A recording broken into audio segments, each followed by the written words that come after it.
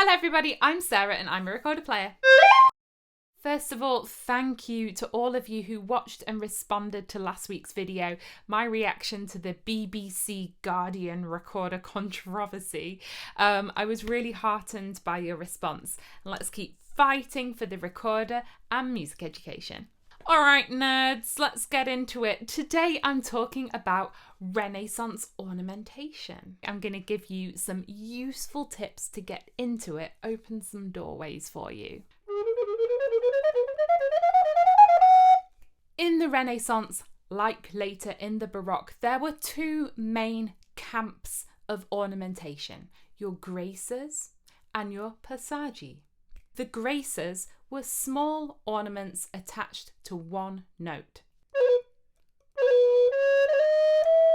And your passaggi were longer, improvised melodic phrases connecting notes.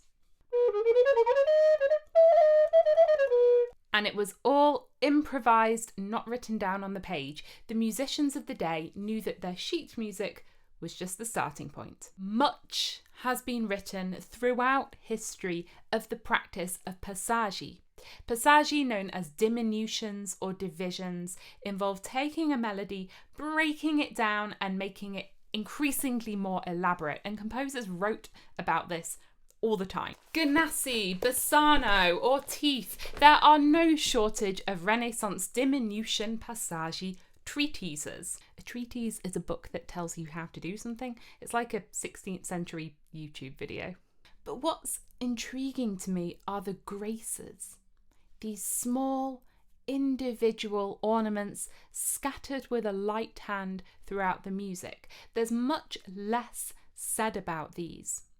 But I feel that they are a more accessible way to start with Renaissance ornamentation, and I want to talk about them too. Let's do some digging. A really good starting point for my research was this fantastic book, The Baroque Ornamentation Tutor by János Bali. Don't be fooled, it says Baroque, but we go all the way back to the Renaissance. Bali gives an overview of the Renaissance graces in the book. He says the most important graces in the 16th century were the tremolo and the groppo. I've learnt to do this, so I will be doing it excessively. The tremolo was a quick shake-like grace.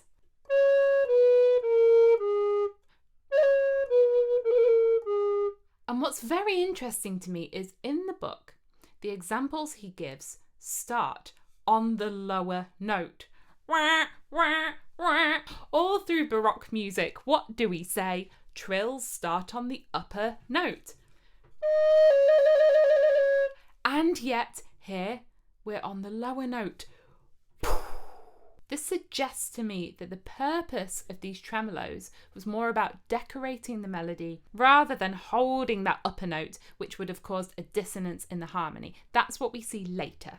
Here it seems to be more of a melodic, rhythmic function than the later harmonic function.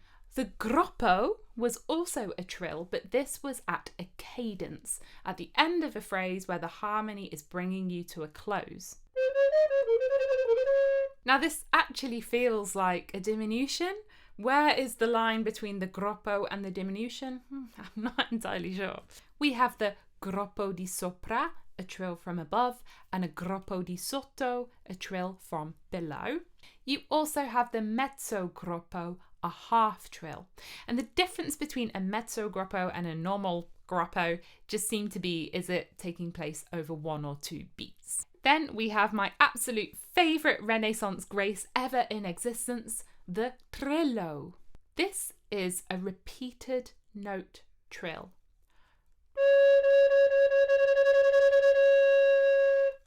I do this by double tonguing, or a soft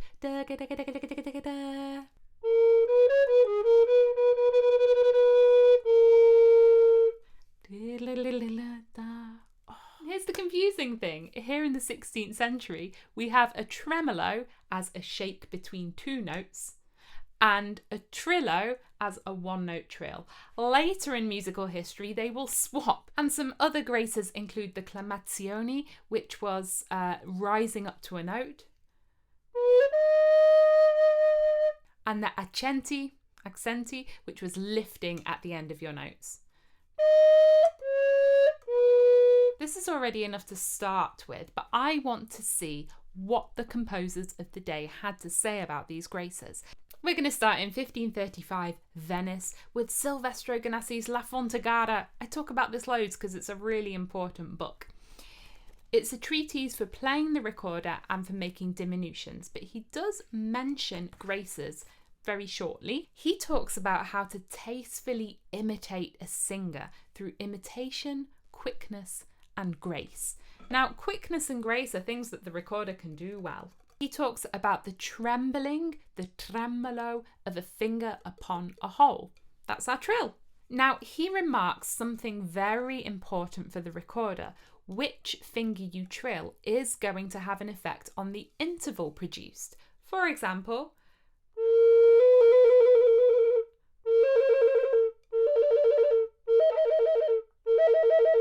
each finger gives a different interval and he applies this differently in the music. He advises for a vivacious big effect, you use a wider trill with an interval of a third.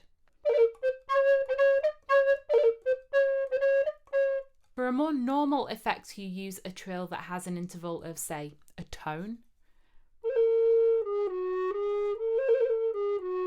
And for a very gentle, suave effect, you go for a narrower semitone.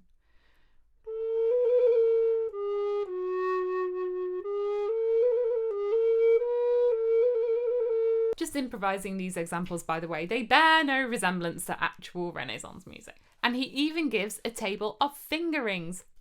The recorders with a V stands for vivace, and that's our wider, more vivacious trill. The recorders with an S stand for suave, and that's our narrower, more subtle trill. You can see on the instruments there's a T, and that's the hole that you tremble your finger upon. Cool, huh? Let's fast forward a bit in time to Ortiz. His Trattado de Glosas. This meant his treatise of glosses. A gloss was a diminution or division. But what about the graces? Ortiz was Spanish, but for all intents and purposes, we can treat his music as Italian. He lived in Italy, he wrote in the Italian style. This was published in Rome in 1553.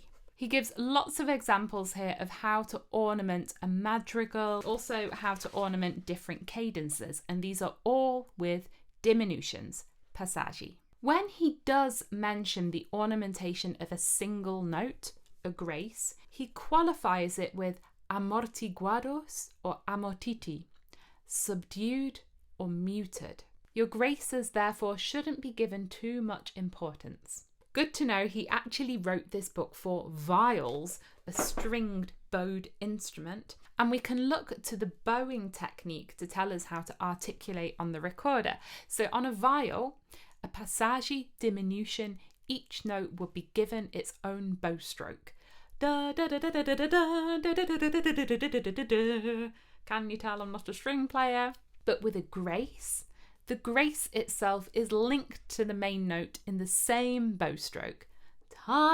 We can deduce from this that on the recorder, your passaggi diminutions, they are all articulated, whereas your grace note is slurred to the main note.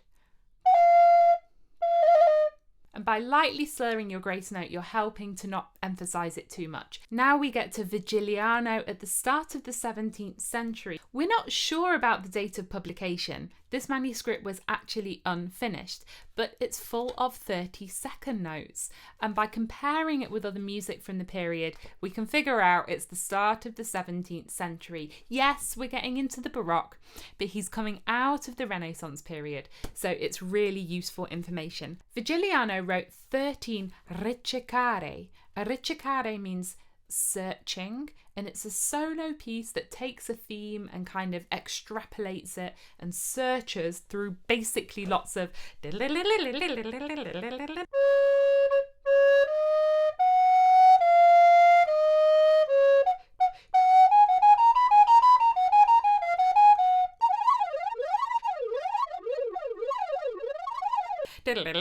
He gives a tip really important for recorder players. Adjacent strings of notes should be articulated strong, weak, strong, weak. This could be dugga, dugga, dugga, diddle, diddle, diddle, tudda, tudda, tudda, lurra, lurra, lurra. Whereas notes that leap are strong, strong. He doesn't talk so much about graces, but it's another source really important for knowing how composers constructed their passaggi. And Virgiliano wasn't the only one writing Ricercares. Someone else really important for us recorder players is Bassano. Giovanni Bassano. There were lots of Bassanos. He wrote 8 Ricercari for a solo instrument. Now, the difference between Bassano's and Virgiliano's works were that Bassano's were finished. They're really sophisticated, beautiful compositions that are very, very nicely constructed. It's by studying these works of Virgiliano, Bassano, Ortiz, also Dalla Casa, that we can see how passaggi diminutions developed through time. As time went on, we began to see more adventurous things like dotted notes, leaps, mixed note values, even perfidy, and that was grouping notes across the beat. Early syncopation, whoa! Small aside, I don't know why I'm making such a big deal of this very basic rhythmic thing, when in the medieval Ars Subtilio we had composers writing in every single rhythmic proportion against each other one. But hold on a second, the sources I have here are all from the late 15th century. What about earlier in the Renaissance? Bernard Thomas reminds us that in the early Renaissance there was a precedent for the use of even older material as a basis for invention and caprice. A whole repertoire exists of late 15th century instrumental elaborations on music from earlier in the century. So in the Renaissance they were always doing this, taking existing works and elaborating upon them. Examples of these include chansons such as a Force sous le Mont, we see an example of that by Ockeghem, or a bass dance such as La Spagna. And this serves as a reminder that a popular piece of music can survive over many generations, centuries even, in different forms. So how do we as players go forward with this? How can you start using these Renaissance ornaments in your own playing? It's no surprise that a small grace applied to one note will be a bit easier to start with than our long improvised passaggi. And that's what the sources say too. Begin with your graces. If you're getting into Renaissance diminutions, our passaggi, first I'll point you to an entire video that I did on the matter there, where you can really get into writing your own. But a good place to start are our treatises. Both Ganassi and Ortiz give pages and pages of examples of how to ornament particular cadences. For example,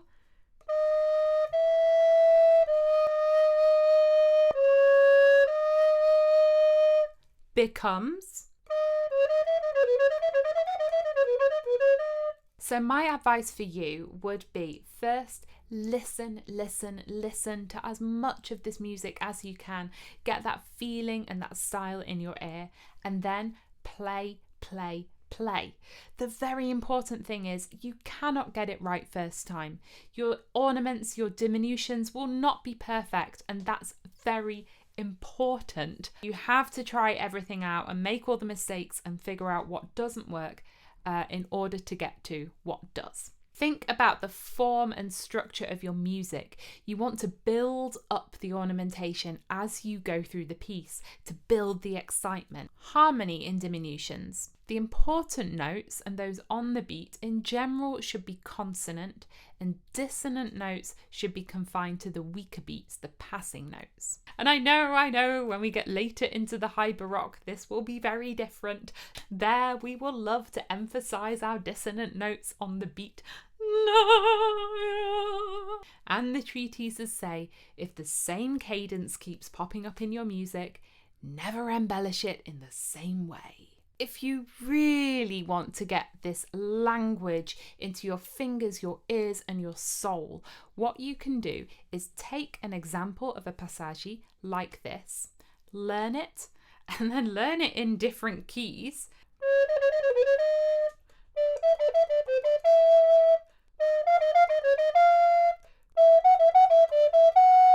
Just like a jazz musician would learn their scales, learn their licks and their runs, and be able to play those in different keys too. Comparing how different composers wrote their diminutions is also a really good way to understand what they were doing. I love this book. Here it puts together divisions on the same madrigals by Dalla and Bassano on top of one another, so you can see how they approached it differently. And I always like to point to my wonderful colleagues who are doing good work. If you want to actually follow courses or workshops on these topics, Lobke Sprenkeling is running a course on Renaissance ornamentation, and my colleague Robert Debray also runs workshops and does YouTube videos on early music, ornamentation and improvisation. And of course, I have to plug my own book. I've written a book of music, my favourite melodies, 14 concert-ready pieces. There are 3 pieces in this book relevant to this video. On the Wellerman Sea Shanty and Dowland's Earl of Essex Galliard, I've written my own variations, so you can see how I do that. And there's also Van Eyck's Daphne with his variations. So you can get your signed copy at my web shop. Let's wrap it up there. As always, you can subscribe to my channel by clicking on my face down here in the corner. Here's the Team Recorder Patreon if you'd like to support the channel, and here's more important videos on this topic. Thanks for watching and have a great day. Bye!